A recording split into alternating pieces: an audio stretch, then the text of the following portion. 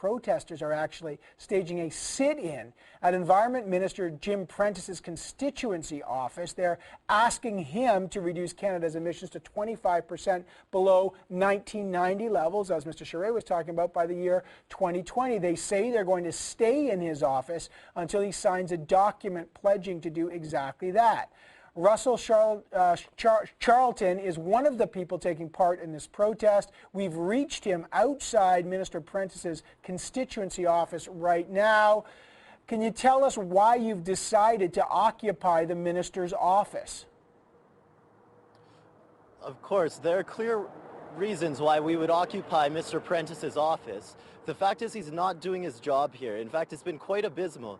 We've seen again and again Canada has been voted the worst country as far as blocking progress on climate negotiations. Again and again. If we want specifics, we can look at last year in Poland at those negotiations. Out of more than 190 countries, Canada was voted the worst for blocking progress at those negotiations.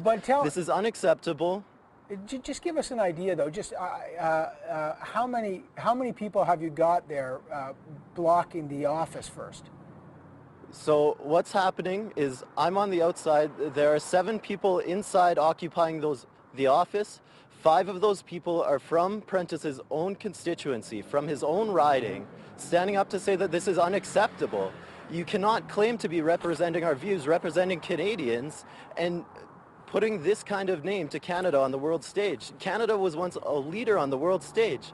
Now we are blocking action on this worse than any other country. All right, I want to just play you a clip. This is what Jim Prentice, the Minister of the Environment, said today in the House of Commons when he was asked about the protest that you're taking part in right now. Let's listen to what he had to say.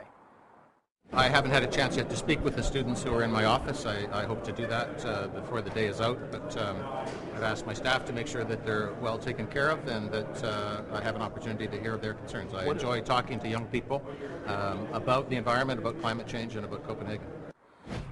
You know, the Minister of the Environment has been on this program. We've asked him to respond directly to questions from various people, various young people. He has always agreed to do so, and he's done it on the show.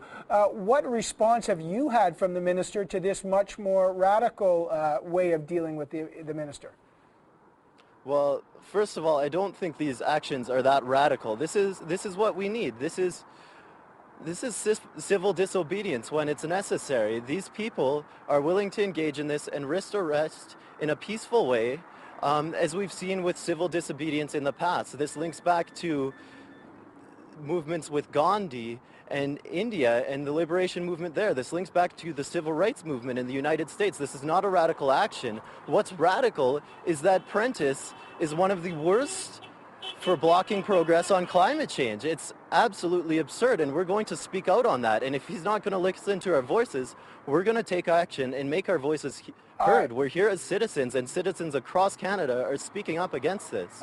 Russell, if you realize, of course, the Minister is unlikely to sign your statement, you know, on this, or he may or may not, but it seems unlikely. If he doesn't sign it, what are you going to do? How long will this protest continue, or will there be other protests? Well, if Prentice doesn't sign it, maybe he should step out of the way.